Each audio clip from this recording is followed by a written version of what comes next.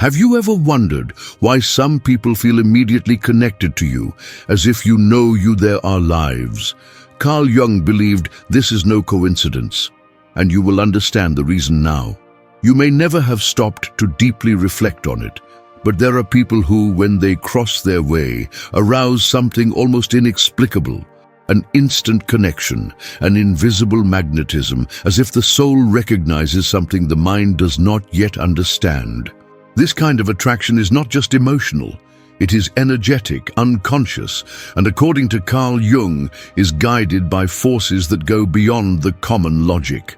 Carl Jung, one of the greatest thinkers of deep psychology, believed that relationships are mirrors of our own soul, that we do not love by chance, that every connection, every meeting, every person who moves us emotionally is activating something much older, more primitive, more spiritual within us. And when someone falls in love with you, there are two deep motives behind it, and understanding that can completely change the way you see your relationships. No, we are not talking about appearance, status, or sympathy. We are talking about hidden layers of the psyche, unconscious patterns, universal archetypes that communicate from soul to soul, even when words make no sense. Have you felt that? As if someone attracted you, even without knowing exactly why? This video is for you who have already felt involved in an intense, unexpected, inexplicable passion. For you who feels that certain connections are spiritual, that some people enter your life with a purpose, a mission, a call, and also for you who are trying to understand why some relationships mark you so deeply, while others disappear like dust in the wind. Carl Jung said that there is a kind of silent dance happening in the invisible, where our unconscious seeks what completes us, what we lack, or what we are already, and we do not realize. So sometimes we fall in love with someone who shows us who we could be, and other times for someone who simply confirms who we are already in the most intimate of our being. Have you noticed how certain people seem to awaken your hidden side? Or how do others seem to understand you effortlessly, as if they were always there? This is no coincidence. This is deep psychology. This is emotional alchemy. And, according to Jung, these two types of passion, the one that completes us and the one that reveals to us, have roots in the collective unconscious, the process of individuation, and the archetypes we carry since we were born. This is a truth that almost no one tells you. People don't fall in love with you just for what you show. They fall in love with what you activate in them. And this activation can be magical or destructive. It can bring you closer to your true purpose or sink you into repetitive patterns of pain. It all depends on which of the two reasons is guiding this connection. And if you feel you are living or have lived a passion too intense to be explained rationally, you may be about to discover the true cause behind it, because Carl Jung left clues. He deciphered the codes of the soul, and the moment you understand these two reasons, it will see your relations with completely different eyes. But before revealing these two reasons why people fall in love with you, you need to understand an essential thing about your own psyche. And that's exactly what we're going to explore now.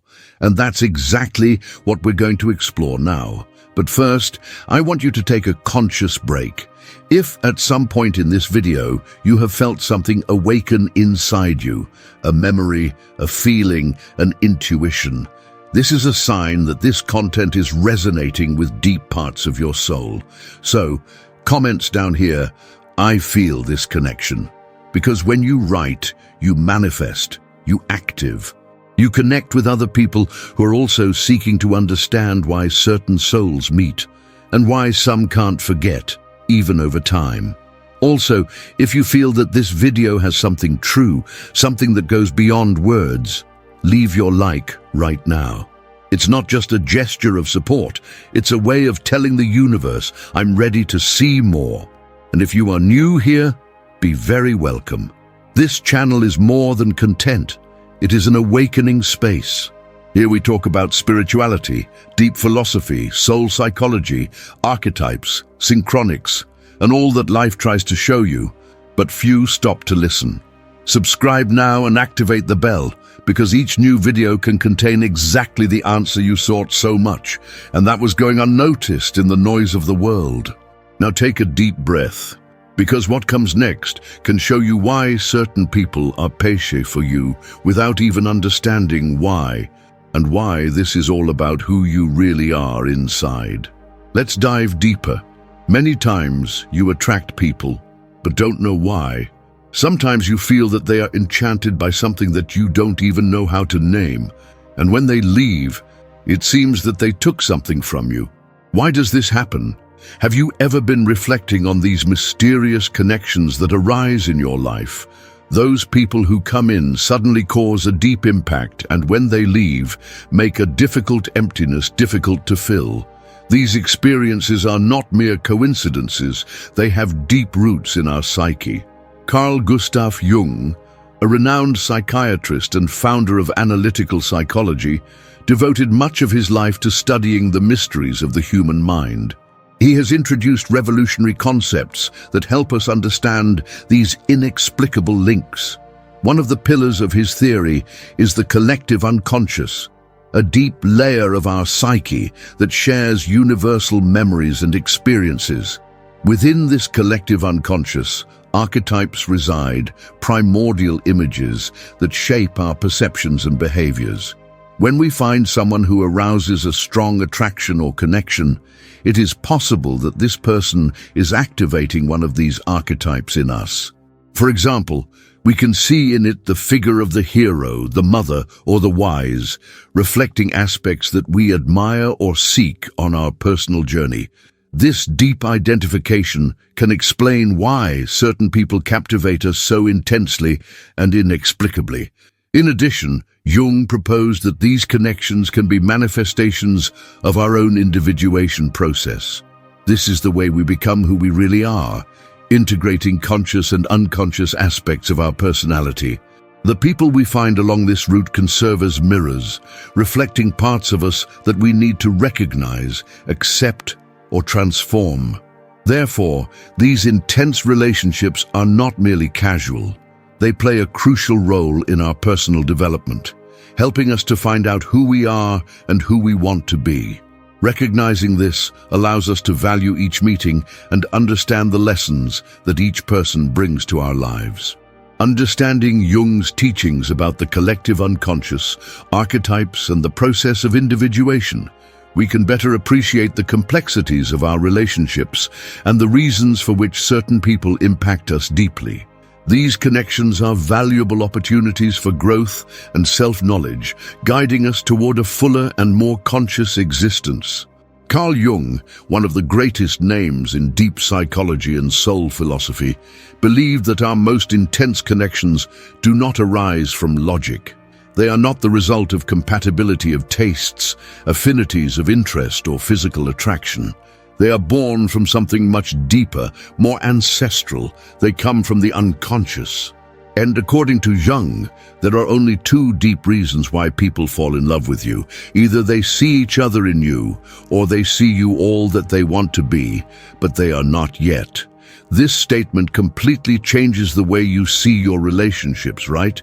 Because it reveals that passion, that mysterious force that drags us, which fascinates us, which makes us feel alive, is not random.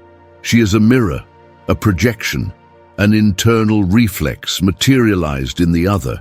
Jung called this a psychic projection, a part of our unconscious that manifests itself in the outside world, using other people as a stage. And the most intriguing, we do it all the time without realizing it. We fell in love, not with each other, but what he awakens in us, by the image he carries, by the archetype he activates. This is why some people move so much with you in the first look. That's why you feel an inexplicable connection with someone you barely know. It is because deep down that person is activating a piece of his unconscious, perhaps an unresolved memory, perhaps a hidden wish, maybe an old wound, and this is where it all starts to get even deeper. According to Jung, our mind is divided between the conscious and the unconscious. The conscious is what you know, perceives, rationalizes. But the unconscious is vast, mysterious, full of symbols, archetypes, and impulses. He keeps everything that has been repressed, forgotten, or never understood. And within this unconscious, there are powerful forces that shape who you attract and who feel magnetically attracted to you. Carl Jung dedicated his life to studying these hidden mechanisms. And he found that we are not isolated beings, but fragments of something much greater, the collective unconscious. A symbolic ocean that connects all human beings through universal images, ancestral feelings, and common experiences to humanity. It is in this invisible field that the archetype are born psychic structures that influence our way of loving, suffering, evolving, and connecting. When a person falls in love with you, they are being moved by this invisible system. She can see in you the archetype of the caregiver, the mother, the hero, the curator, the wise, the lover. These archetypes have a magnetic power. They speak with the soul. They activate sensations that escape logic, and that's why some connections seem magical, spiritual, and even predestined. And you do that too. You also project. You also fall in love with internal images that the other carries. Sometimes you are in love with part of yourself who have not had the courage to live. Other times, you give yourself to someone who represents an ideal that your ego has created. And this passion, when not conscious, can become a cycle of pain, repetition, and frustration. Jung said, "What we do not face in our unconscious appears in our lives as destination." And in relationships, this is even more real, because every person who deeply attracts you is revealing something about you. Something that you may have not yet wanted to look, or something you are ready to integrate. This is why self-knowledge is so essential, because the more you know yourself, the less you project. And the less you project, the more you see the other as it really is, not as your mind wants it to be. But most people still live in the automatic. I still love on autopilot. It still comes into unconscious relationships, repeating patterns, suffering from the same things, attracting the same types, wondering why everything is repeated. And the answer, according to Jung, is in his own unconscious, in the images you carry, in the archetypes that have not yet been integrated. Do you start to realize how all this connects to your spiritual path? It's not just about love. It's not just about passion. It is about your soul trying to show you something. It is about the universe by placing people on its way to activate parts of yours who need to wake up. It is about the process of individuation, the deepest path that Jung described to the true awakening of consciousness. And here is something you may never hear. Often you don't fall in love with the person. You fall in love with the psychic function they are fulfilling in your evolution process. This is powerful. This is spiritual. This is philosophy applied to the soul. Jung said that the other is his greatest master, because it is in contact with each other that you see yourself, that you find yourself, that you become. Each relationship is a mirror. Each meeting is an invitation to deepen your journey of self-knowledge. And passion, when understood from this perspective, becomes a sacred ritual of spiritual growth. But what does all this mean in practice? How to identify which of the two reasons is present when someone falls in love with you? How to know if the person loves you by the reflection or the ideal? How to discern whether the connection is real or just a projection of the unconscious? These are the questions we need to explore now, because when you understand the origin of passion, when you dive into the psychological and spiritual root of human connections, you break free. You empower yourself. You stop living relationships that drain you and start attracting relationships that heal you. But before we follow this journey even deeper, I want to propose something for you. If so far this video is making sense, if something inside you is vibrating, if Jung's words seem to be explaining parts of your story that no one could ever explain, I want to make a special request. When the right time comes, at the end of this video, I will invite you to leave a comment. But not any comment. I want you to write with intention, with soul. I want you to write a phrase that will activate the energy of consciousness in your field. Something like, I awaken to what is hidden in me, or I recognize what the other activates in me, or even I break free from unconscious projections. Writing this is more than a gesture of interaction. It is a ritual of manifestation. And when you do that, you will realize that you are not alone on this journey. There are other souls here, people who, like you, are looking for answers, sense, purpose, true. And now that you understand why Carl Jung said that passion is born of the unconscious, that the soul seeks what it needs to integrate, that people fall in love with you for two deep motifs, it's time to look closely each of these reasons. Because understanding these two ways, the mirror and the ideal, can completely change your way of loving. And what I will reveal to you next will open portals within you that may have been dormant for a long time. Jung said that we fall in love with two types of people, those that reflect what we are already, or those who represent everything we secretly want to be. The first, the type, activates identification. The second, the idealization. And understanding the difference between these two poles can be one of the most important keys to understand your own spiritual, emotional, and psychic journey. When you fall in love with someone who reflects what you already are, that person serves as a mirror, a clear reflection of your parts that you may never have clearly realized. You feel a familiar sensation, as if you already knew that soul from other lives. As if she completed phrases you didn't even think about, as if there was a silent tune, which does not need many words to make sense. This is the strength of identification. The other, active in you, the recognition. It's like looking deep in someone's eyes and seeing yourself. But why does it attract so much? Because according to Jung, the human being has a natural boost for integration. We instinctively seek all that helps us make us whole, and when someone activates in us something we already have, but that was asleep, forgotten, or repressed, there is a powerful sense of reunion, of belonging, of healing, of liberation. This type of connection can be deeply transformative, especially when we are open to see what the other is reflecting. Sometimes it reflects its light. Other times, it reflects its shadow, and it is precisely in this balance between light and shadow that true self-knowledge happens. You don't just fall in love with the beauty of the other, but the truth he activates in you. Now, the second type of passion, according to Jung, is even more mysterious. That's when you fall in love not who the other is, but for what it represents, by the image he carries, for the possibility of something you would like to live, but have not yet found the courage to become. This is idealization. It is the archetype of dream, desire, projection. And this is where many pains begin. To idealize someone is to see in this person something you haven't lived yet. You put it in a pedestal.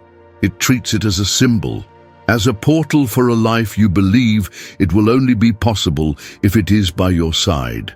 And this is deeply dangerous because you are not loving the other as it is.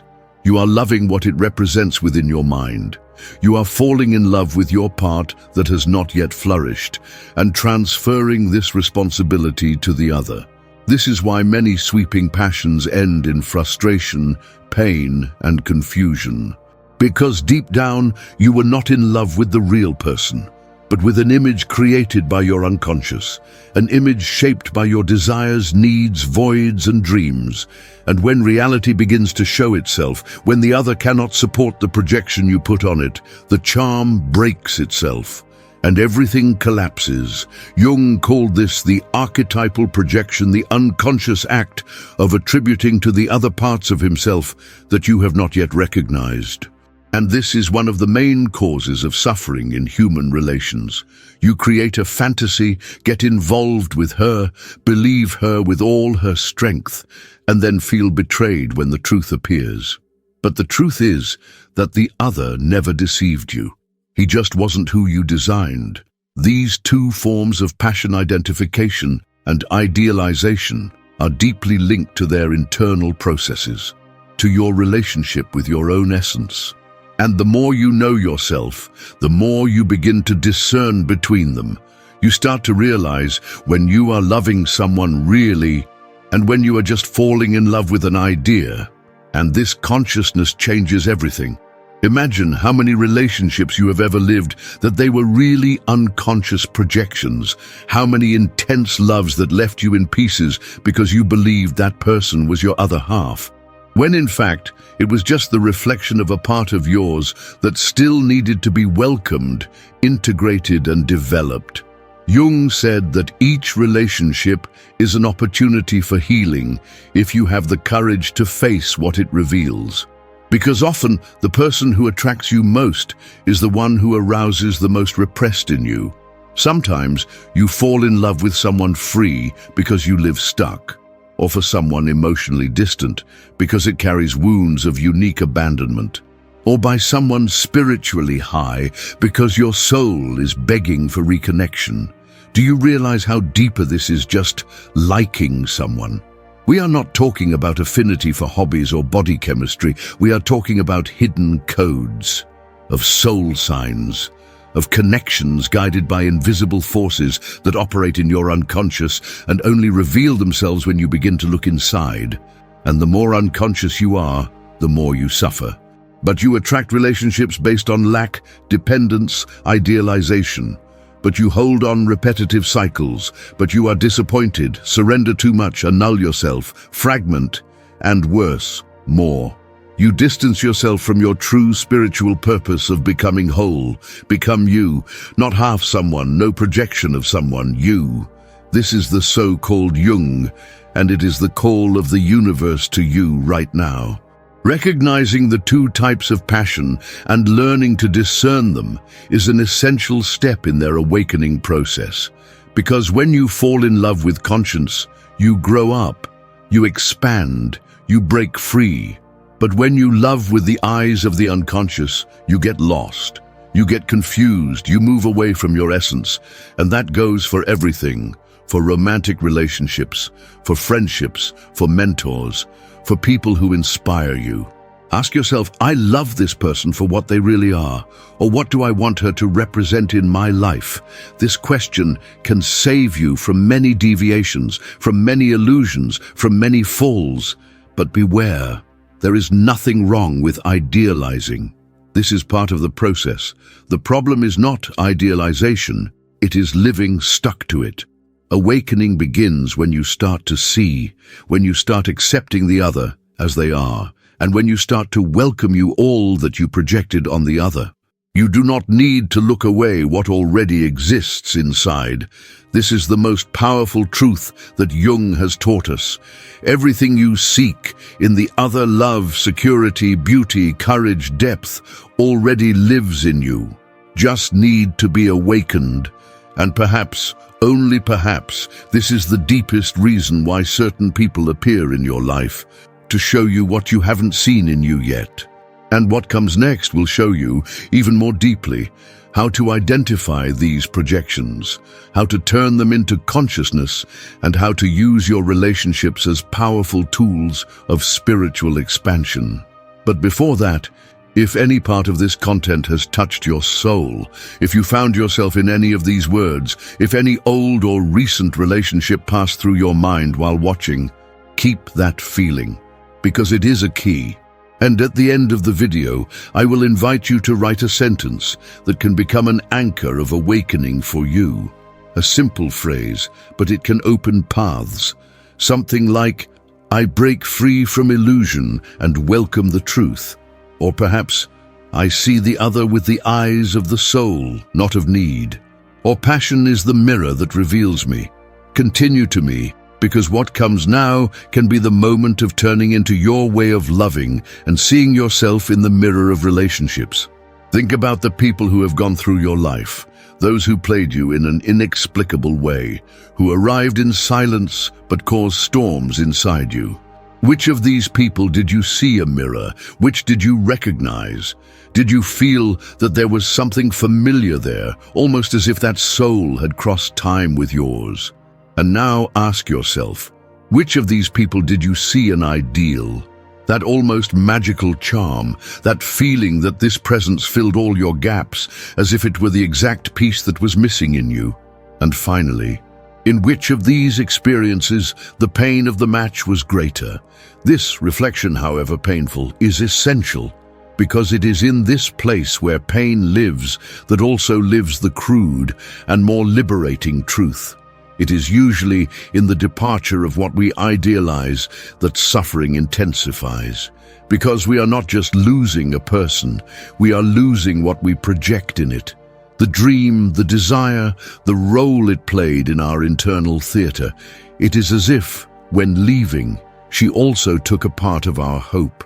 And that hurts deeply, but when the pain comes from the loss of someone who worked as a mirror, the mourning is another. It is quieter, more mature, because even with the absence, the presence of that person still lives within you. She gave you something that was. She revealed something that was rooted, and in a way, this kind of loss carries with it the seed of gratitude. It's as if, even hurting, you knew that it made sense, that that connection fulfilled its role, that that reflex aroused something that is now yours.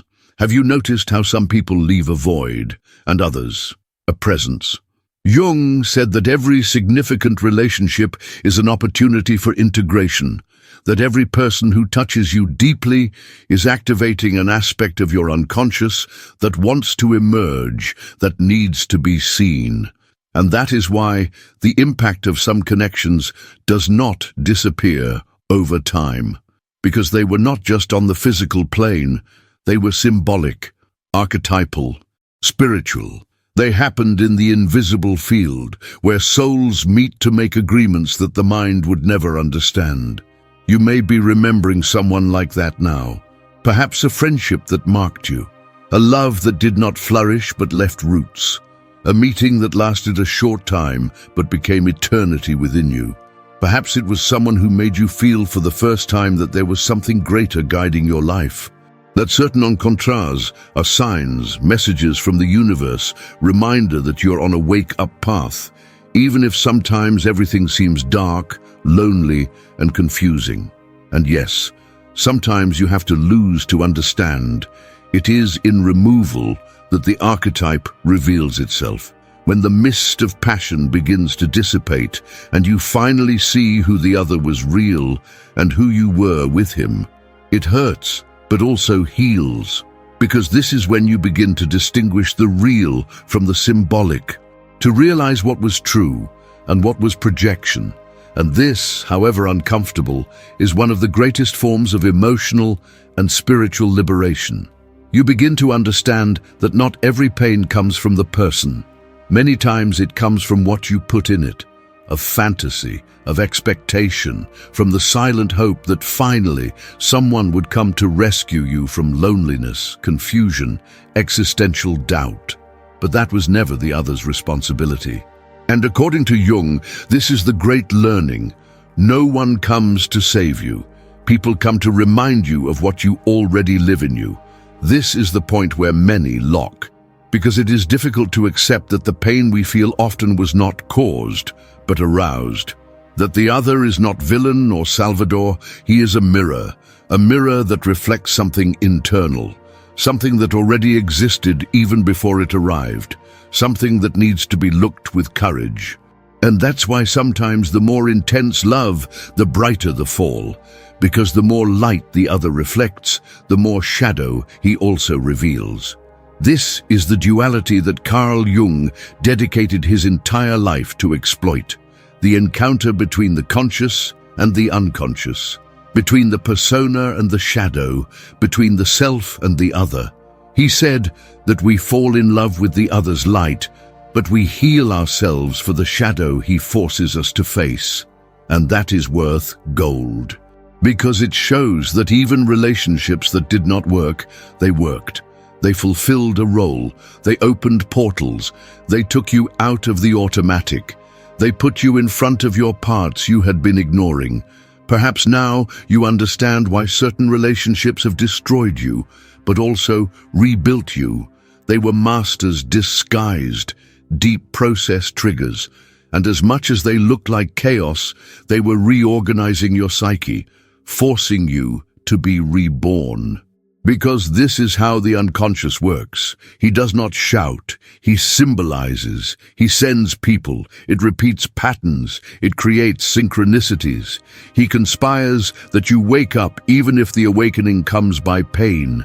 And that is why this reflection we are making here is not just about love. It is about purpose, about soul mission, about spiritual evolution. You are here now, listening to this, not by chance. You are living what you need to live to remember who you really are. And all the people who crossed their path, especially those who left you without ground, were leading you back to you. And perhaps this is the great secret of spirituality applied to psychology. Understanding that each emotional pain is a door for the healing of the soul. That every broken heart is a chance of renaissance. That every disappointment is a symbolic form of the universe to tell you, look inside. Because it is inside that it all starts. It is within that is the true meeting. It is within that the love you have been trying to find in others. If you still feel pain for someone who is gone, allow yourself to welcome that feeling now, but not with revolt, with reverence. This person was an instrument, tool, mirror, and, as much as he hurt, she fulfilled the role of approaching yourself. Maybe she showed you how much you still expected to be chosen, how much you still felt invisible, how much you still tried to fit in molds that were not yours. All this, even without words, was revealed in that bond. And that is what makes human relations something so sacred, because more than love, they are portals. More than passion, they are processes. More than meetings, they are activations. And you don't have to live it in the dark anymore. You can now start walking with more awareness. Asking himself every time someone touches you, is this connection helping me to remember who I am, or is it moving away from my truth? This question can become your mantra, your north, your compass, and she can change everything. But before we go deeper into this spiral of self-awareness and emotional awakening, I want to ask you something simple but very powerful. If at some point in this video you felt something true, if any memory has come to light, if emotional scar seemed to open, write in the comments a phrase that represents this moment of awareness. It doesn't have to be something elaborated. It may be a short but full of intention, something like, I recognize the mirrors that brought me here. Endure, the pain I felt was the portal for those I'm becoming. Or even, not every absence is loss, some are liberation. Writes this as a release gesture, as an energetic anchor, as a way of telling yourself and the universe that you are willing to do with the eyes of the soul, not of need. And now that the veil has begun to get up, that the pieces begin to fit, that the past begins to make sense, the next part of this journey will take you even deeper. Are you ready? We will continue the deep and emotional construction of your script, giving exactly sequence to point 6 of the structure, use of metaphors and visual examples, with a continuous, engaging narrative and aligned with the language of your niche spirituality, self-knowledge, deep psychology, archetypes and souls. Following your order, the text is still without completion, maintaining emotional engagement without interruptions, and no calls for comments at this time, just leaving the ground ready for it at the end of the next block. It is like looking at a calm lake and seeing its own reflection. Sometimes we love because we recognize. Other times, we love how it looks at the sky and is lost in the beauty of something unreachable. The soul knows. She recognizes what she is already and is enchanted by what she still dreams of. And it is in this mysterious space between recognition and projection that the most intense connections of our lives are born. Imagine for a moment you are alone, in a silent forest, at dusk. The sky is in golden tones and the breeze carries a freshness of something old, almost ancestral. You walk and find a small lake of crystal clear waters. You approach and look at the surface. The image that appears there is not just your face, it is your emotional state. It is the junction of your light and your shadow. It's you as you have never seen yourself before. Now imagine that someone else appears by your side. She also looks at the same lake, but instead of seeing only herself, she sees you, not with the eyes of the face, but with the eyes of the soul. And at that silent moment, a link forms. Speechless, without logic, only energy. This is how some connections start. With a reflection, with a soul recognizing another soul, with a symbol being activated in the invisible field. Carl Jung talked about this with a powerful term, synchronicity. Those significant coincidences that appear to be encounters arranged by the universe itself. And when synchronicity involves the meeting of two souls, the force that manifests itself there is almost impossible to ignore. It is as if everything around it disappeared. As if that person was an answer you didn't even know you were looking for. But at the same time, there is another kind of love. A love that does not reflect but projects, that does not recognize but idealizes. This love is like looking at the nightly sky, full of stars. You see something huge, great, too beautiful to be achieved. You know you can't touch that, but you still want it. You want it because it somehow speaks of a part of yours that is still silent. You want it because it takes you out of reality, because it makes you dream of possibilities that you haven't lived yet. To love this way is to get lost. It is forgetting yourself to try to get closer to an ideal. And this ideal is often not real. It is just a representation, an archetype, a symbol projected by his unconscious. You turn the other into a star, in a savior, at an escape point. And while you do that, you get empty, will shape to please, will adapt to fit. It moves away from its truth to keep a fantasy alive that deep down has always been expired. Carl Jung said the human psyche communicates through images, that the unconscious does not speak with words, but to symbols. Therefore, we use metaphors to explain what the rational mind cannot achieve, and that is exactly what happens to love. True love is a living metaphor. It is a mirror that shows, and not a veil that hides. When you love someone who reflects your essence, you find yourself more clearly. But when you love someone who represents an ideal, you get lost in the illusory shine of something that doesn't belong to you. Let's imagine another scenario. Imagine that you are in a dark corridor, no windows, no visible doors, but in the background there is a weak light. You walk toward her, gripping down the walls until you find her ajar door. When you push it, someone is on the other side. And that person, without saying anything, just looks at you. In that look, you feel like you're facing a spiritual mirror, as if the other's gaze showed you parts of yours that were dormant. This is the archetypal experience of deep recognition. And this kind of encounter, as soon as it may be, changes forever the way you see yourself. Now imagine another kind of meeting. You enter a room full of distorted mirrors, those amusement park mirrors. You look and see yourself louder, thinner, more and more beautiful, more. That is not you, but you like what you see. You cling to that image. You want to be that. And without realizing it, you begin to live because of this image. You start to fall in love with what you would like to be, not for who you are. And in this attempt to get closer to the ideal, you move more and more from your truth. This metaphor may seem simple, but it carries a powerful truth.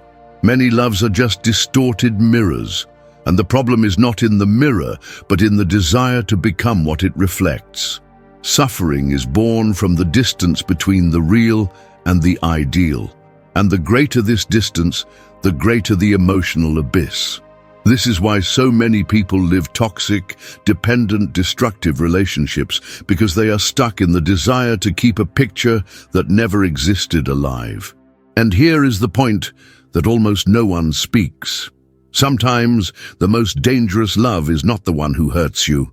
It is the one who fascinates you, that hypnotizes you, that makes you believe that with the other you will be complete.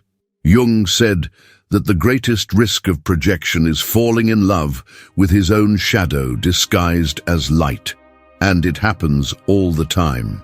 You see light where there is emptiness. You see depth where there is need. You see soul where there is only representation. But self-knowledge transforms this dynamic. When you really start to know yourself, it begins to do with the eyes of the soul. You begin to distinguish between reflex and illusion, between recognition and projection. You notice when you are facing a clear mirror and when you are stuck in a distorted reflex. And this clarity changes everything. It changes its way of loving, to surrender, to allow yourself. Imagine now that your love life is a library. Each person who passed you is a book. Some were read in a hurry, others you abandoned on the first pages. Some were intense but without depth. Others left you in silence for days after the end. Now think, what books have you read completely? Which marked your soul? Which helped you write new chapters of yourself? And what were just fantasies that moved you away from your own narrative? You are not here to live empty stories. You are here to live meetings that reveal your essence, to attract connections that take you closer to you, not far. And it all starts with the look in the mirror, the look to the sky, the look inside. This is the journey. This is the call. This is the symbol behind all the metaphor we use here. Because deep down, the language of the soul is symbolic. And when you learn to decipher the symbols your relationships carry, you begin to see the world more true. You stop living in the automatic. You stop repeating cycles. You start to create, to choose, living with presence. But for all this to really become a practical conscience, we still need to explore the next step together. Because it is no use just understanding the concept. You need to learn to apply, to feel in everyday life, living with your eyes awake. And if all that you heard so far has made sense, if at some point you felt your heart beat differently, or if a specific memory has come up with strength, keep it with love. And when it's time at the end, I want you to write a phrase that translates this feeling. It can be something like, "Now I see the symbol behind the story." Or, "Not all love was real, but all love was a mirror." Or even, "I don't seek the ideal anymore. I seek the truth." Stay with me. What comes now can be even more transformative than anything we have seen so far. Next time someone arises in your life, silence inside. Breathe. Note. Does this person see you as a reflection or as a dream? This simple, apparently innocent question carries one of the most powerful keys to protecting you from illusory relationships and guiding you directly to true conscious connections that are in harmony with your soul. Carl Jung reminds us that much of our suffering in relationships is not born of the evil of the other, but from our own blindness in the face of the repeated symbols. When we are not aware of what we seek, we end up getting involved with any image that promises to fill our voids. And the problem is that not every presence comes to nourish. Some just reflect what still needs to be healed within us. Therefore, the practical application of this knowledge begins with a new habit of attention, a new type of listening. Listen to what your energy feels, what your body reacts, what your soul presents, even before any word is said. Life gives us signs all the time, but we forget how to hear. We forget how to feel. We forget how to trust our most subtle perceptions. And when we ignore what intuition reveals, we are led by the mind, which is often still full of open wounds. So when given new bond to present yourself before surrendering to the charm, ask yourself, what exactly attracts me to that person? Is it the lightness, the depth, the freedom she conveys? Or is it the emptiness it represents, which somehow suits mine? I am feeling safe, true, comfortable to be who I am? Or do I want to transform myself to adapt to what she expects? These questions are portals. They lead you inside. They break the enchantment of idealization and bring you back to the reality of your soul. Because passion, when it is unconscious, takes you from you. But when it is lived with clarity and presence, you connect with your essence. You can and should live love with intensity, but also with conscience. And that is what transforms everything. When you understand that not every connection has been done to last, but all have something to teach, you live relationships with lightness and wisdom. You stop carrying the other on your back. Stop trying to save. Stop romanticizing ancient pains and calling it destination. You start walking with your own feet, and to attract people who walk by your side, not on you. In practice, this means choosing to be present at each meeting. Not just react, but observe, to listen, to feel. It means learning to name what you feel, instead of getting carried away by uncontrolled impulses. It means understanding that not every chemistry is synonymous with a soulmate. Sometimes it is just its trauma, recognizing the trauma of the other. Jung warned us about this with almost prophetic clarity. As long as you do not bring consciousness what is unconscious, it will continue to drive your life, and you will call it destination. And that includes the people you attract, the loves that arise, the patterns that are repeated. So if you really want to apply this knowledge to your life, start by watching your own standards. Do a writing exercise. Think about the last 3 important relationships you lived. What did they have in common? What kind of person do you often attract? Which aspects of the other most enchant you? Now go deeper. Are these aspects present in you, or are they qualities that you desperately seek out because you haven't recognized it in yet? This type of practice can be uncomfortable at first because it forces us to take the mask, to stop blaming the other, to recognize how wounded and needy we are still. But it is this discomfort that opens the way to true emotional healing, for true transformation. That's when you start looking at your wounds with compassion, not ashamed, that the awakening process begins to accelerate. And that doesn't mean closing for love or protecting yourself overly. On the contrary, it means loving more true, with more presence, with more spiritual maturity. It means stopping in the other the responsibility of making you happy and assuming your own journey of completeness. In practice, this can also mean pausing before surrendering. Talk to your own energy. Feel if that person enhances you or consumes you. Observe whether there is emotional reciprocity or if you are trying to be enough for someone who only sees you as a projection. Observe, above all, if this relationship is taking you closer or further from its essence. A good question to use as a compass in your daily life is, does this connection give me peace or cause me anxiety? It sounds simple, but this question is deeply spiritual. The soul recognizes the truth by the feeling of peace. The mind, confused and wounded, recognizes familiarity by tension. Many times we feel a cold in the belly and confuse it with passion, when in fact it is an alarm of the body saying, beware, you have gone through it before and it has not ended well. Another powerful practice. Before bed, close your eyes and visualize the faces of the most striking people of your life. Note how your body reacts to each one. There are people that your entire system rejects, even if your mind tries to justify. And there are others that their energy field recognizes as a safe haven. Learn to listen to these reactions. They speak more than the words. And when doubt arises, desire, enchantment, write. Write for yourself. Create a letter to your own soul saying what you feel, what you fear, what you want. This simple act can save you from repeating old patterns. You can show you where you are vibrating and therefore what you are attracting. Practical application of all this knowledge is not a caste method. It is a state of consciousness.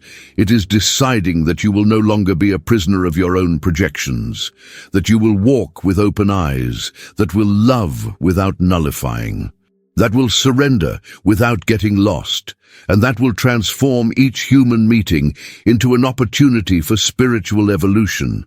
You are not here to live love in half. You are here to experience relationships that help you become more you, that reveal your light, that support your truth, that respect your silence, that welcome their vulnerability, that awaken your courage to be whole, even when the other leaves. And this is only possible when you commit deeply to your own awakening process, with your path of individuation, with your journey to return to you. Deep psychology, living spirituality, archetypes, the unconscious, all becomes practical when you look at each other not as a savior but as a mirror, and decides with love to learn from every reflection that life offers you. Stay with me.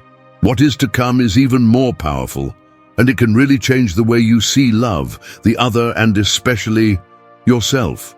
If so far something has touched you, if a strong memory has emerged, if a feeling was vibrating in silence in your chest, let it register.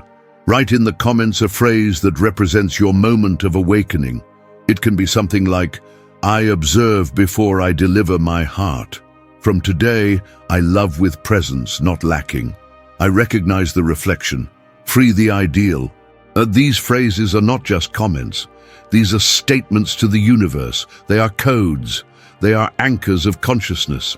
And when writing, you strengthen your process and inspire others to do the same.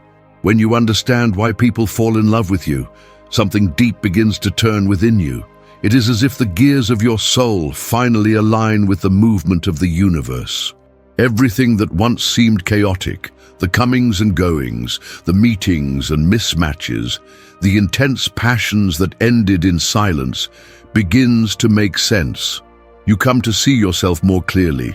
You stop searching out what's always been inside, and then gradually you stop living confused loves and start attracting conscious connections.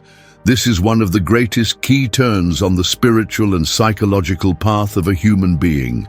When he understands that he is not here to fulfill expectations, but to reveal his truth, that love is not about dependence, lack, or rescue. Real love, which is born of consciousness and not projection, is the one who comes to complement, not complete. Because you are already whole, and the more you recognize your wholeness, the more you attract people who recognize it too. The transformation begins when you stop asking yourself, "Am I enough for each other?" And he begins to ask, "Is this connection aligned with my soul?" Do you realize how completely changes the point of view? You leave the place of emotional begging and enter the place of spiritual sovereignty. You understand that you don't have to run after anything. You just need to align with your truth, and everything that is true will begin to vibrate at the same frequency. Carl Jung said we can only truly love when we integrate our shadow. And what is this shadow?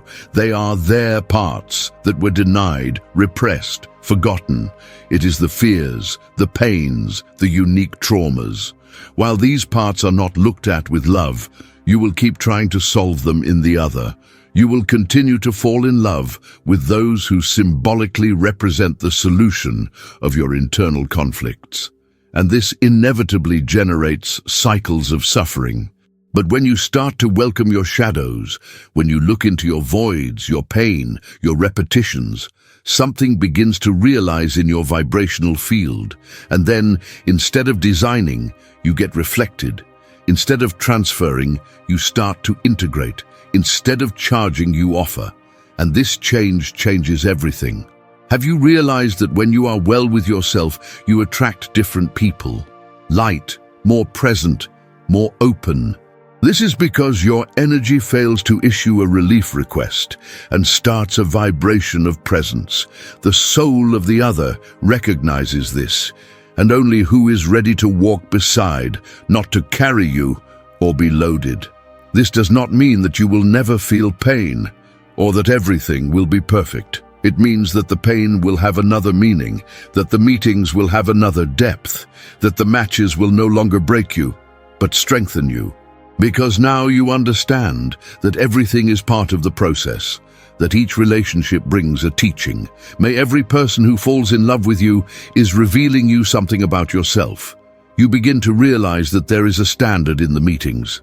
And this pattern reveals its level of consciousness. If you attract someone who ignores you, maybe life showing you where you still ignore yourself. If you attract someone who values you, perhaps it is a reflection of the self-love that is finally being born. If you fall in love with someone who is not emotionally available, maybe it reveals how much you are not yet present to yourself. All it is mirror. Everything is a symbol. Nothing is random. True transformation begins when you stop fleeing these revelations, when you consciously decide to use each connection as a field of learning, healing, and expansion. You no longer run away from pain, you listen to them. You don't cling to the charms anymore, you decipher them. You begin to act as an alchemist of the soul, transmuting every emotion into conscience, every pain into wisdom, every loss in freedom. And this alchemy is only possible when you internalize the truth that Jung brought us. True love is not blind, he is lucid, he is conscious, he sees the other as he is, not as we would like it. And especially, he helps us see ourselves with more compassion. This is the great turn of a spiritual key that changes everything, getting out of illusion and entering the presence. Stop romanticize absences and begin to recognize presences. Stop repeating old stories with new characters and start writing a new narrative based on your own truth. You stop begging for crumbs and begins to emanate abundance. Because love begins in you. Because your energy field comes to say, I recognize myself. I welcome, and this love that is born of conscience, it is the love that heals, it is the love that transforms, it is the love that releases, it is love that does not imprison, does not suffocate, does not get sick, it is the love that illuminates, and that it only reveals itself to those who decided to walk with courage within him. So every time someone falls in love with you, or that you fall in love with someone, ask yourself, what is being activated here? Is it a needy? Is it a reflection? Is it an archetype? Is it a projection of my shadow or my light? This simple question can avoid years of pain. It can avoid unnecessary repetitions. You can open doors for a new way of living love, with truth, clearly, with presence. And if you feel you are ready for this new cycle, if something inside you has been touched by these words, if you feel that an old part is being left behind and a new version of you is born right now, I invite you to say that with intention. Write in the comments a phrase that marks this moment, something that declares to the universe that you are ready to live relationships with more soul, more awareness, and deeper. It can be like this. I choose to attract the love that reflects my truth. My presence is my strength. My love begins in me. From today, I just get what you recognize me. These words, when written with soul saw codes, activate fields. They connect you with other people who are also looking for a more conscious, more sacred love, more aligned with the purpose of the soul. And what comes next will further deepen this process of awakening. Because now that you have understood the power of transformation, it is time to anchor this new energy with a message of strength. Is it ready? You are not loved for what you show, but for what activates in others. This phrase looks simple, but when you feel it in depth, it opens portals inside you, because there is a big difference between being loved by the image that projects and being loved by the energy that awakens. The image is changeable. The energy is essence. And only those who are connected with the truth itself can see the truth of the other. So when you connect with your true self, it begins to attract who is ready to love your essence, not just your character. How many times have you shaped who you are to be accepted? How many times did you diminish your light, silenced your voice, repressed your authenticity, just to fit in relationships that had no room for your soul? And how many times did you believe that love needed to be achieved through effort, performance, appearance, obedience? It exhausts you, fragments you away from you. True love begins where the need to prove something. It starts when you decide to be whole, even if it scares, even if it drives away, even if it bothers you. Because your soul did not come into the world to please, it came to expand. And when expanding, it will break patterns, it will dissolve illusions, it will illuminate what was hidden. And not everyone is ready to deal with this light, but the truth is that you don't need everyone. You just need those people who can see you inside, that recognize the codes of your energy, that are enchanted not for what you pretend to be, but for what you already are, even with your imperfections, your fears, your wounds, because these people have already plunged into themselves, and that's why they can love you with presence, not expectant. Carl Jung said the process of individuation, that is the way to become who you really are, requires courage. Because throughout this journey you will lose your versions that no longer make sense. Go, forgive masks. It will lose characters. You will even lose connections that were aligned with your old self but have no more space in your true self. And that's fine, because every person who leaves makes room for someone who comes. But more important than those who arrive is who you become. When you break free from the need to be loved by appearance, you begin to vibrate at a frequency that only attracts true love, conscious love, love that does not require effort, love that flows, love that nourishes, love that does not suffocate, welcomes. Have you noticed how relationships change when you change? How do the right people start to emerge when you start to respect yourself? This is not magical. It is energy. It is vibration. It is spiritual law. When you align with your essence, all around reorganizes. The masks fall. The veils rip themselves. The truth appears. And with her comes the love that does not need proof, because he recognizes. You begin to understand that the true value is in the invisible. It's what you feel when you are close to someone. It's in the exchange of looks, in the peace that silence brings, in respect for your individuality, in the genuine desire to see the other grow even if it means letting him go. This kind of love is rare because it requires emotional maturity, requires spiritual responsibility, requires presence. And it is only available to those who have decided to live with truth. So if you feel that you're on this way, if you feel the time has come to leave the empty connections, idealization-based relationships, incessant search for approval, then know you are entering a new phase of your life. A phase where love is no longer drama and becomes aware, where the bonds are built with soul, not fear, where the other does not come to complete you, but to walk with you. And it starts with a simple act, to allow yourself to be in its entirety, be with light and shadow, be with courage and vulnerability, be firmly and tenderly, be with truth, be with soul. Because when you are real, only the real is. The rest goes away, and that's fine. You are not here to please crowds, you are here to find your tribe. Those few souls will recognize you in the crowd, that will feel your energy even before hearing your voice, that will love you inside. It's that kind of love you deserve. It is this kind of bond that your soul asks. And it is closer than you imagine, but it only appears when you are no longer trying to please, when you are just existing with truth, when you are firm in who you are. When you understand that love does not come from outside, it is activated from the inside out.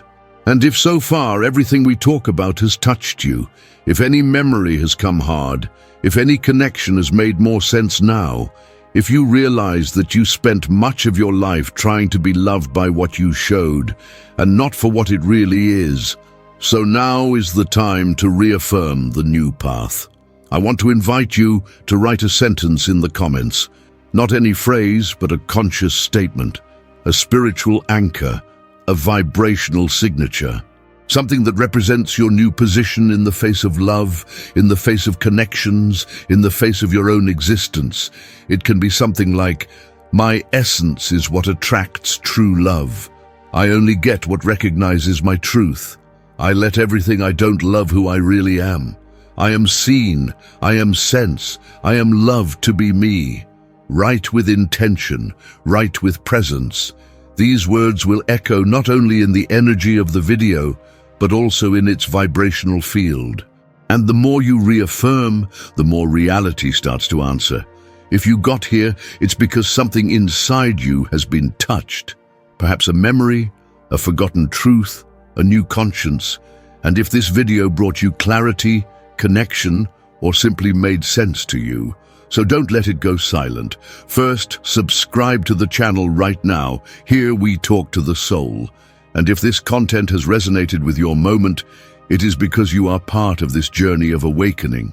Activates the Tininho too, because the next videos will continue to guide you on this path of spiritual expansion, emotional healing, and deep self-knowledge. Then leave your like. This helps video reach other people who, like you, are looking for deeper answers, more conscious relationships, and a life more aligned with the inner truth. And now, a special invitation to you who stayed until the end.